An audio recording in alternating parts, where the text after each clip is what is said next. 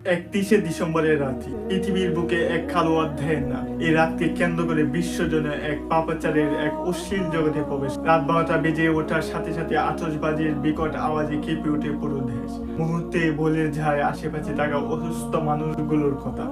2022 সালে আতশবাজির বিকট আওয়াজে প্রাণ হারালো 4 মাস বয়সী ছোট্ট শিশু। ফানুস উড়াতে গিয়ে রাজধানীর বিভিন্ন জায়গায় অগ্নিকাণ্ডের ঘটনা নতুন নয়। অসংখ্য অগণিত পাখি যাকে যাকে মরে পড়ে থাকে রাস্তায়। খেয়ে নেবে এর ধাই। গল্পটা এখানে শেষ নয়।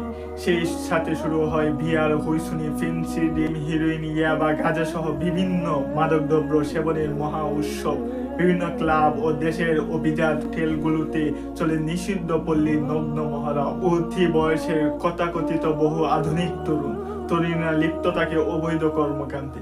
জাস্ট এনজয় করতে গিয়ে সম্ভ্রান্ত করে অনেক তরুণী নেশায় বোধ হয়ে বিলিয়ে দেয় জাস্ট ফ্যান নামক হাইনাদের কাছে। বহু জায়গায় কনসার্টে আয়োজন করা হয় এবং নারী পুরুষের এই অবাধ মিলন মেলায় যেন অশ্লীলতার জোয়ার ওঠে। রাজধানীর বিভিন্ন রোডে বাইক রেসে, দুর্ঘটনায়, সংবাদে গরম থাকে প্রচার। গণমাধ্যম বড় অবাক লাগে, প্রতিবাদ তো দূরের কথা। কথিত সুশীল সমাজ তখন মুখে কুপুল এঁটে বসে থাকে।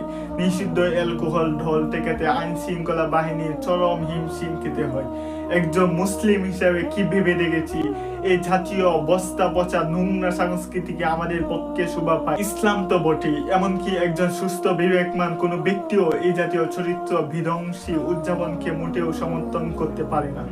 সত্যি কথা বলতে কি জানেন, এই ঘৃণ্য সংস্কৃতি আমাদের নয়। তাই আসুন পশ্চিমা এই অপসংস্কৃতি বিষাক্ত চুবল থেকে নিজেকে সতর্ক হই এবং অন্যকে সতর্ক করি।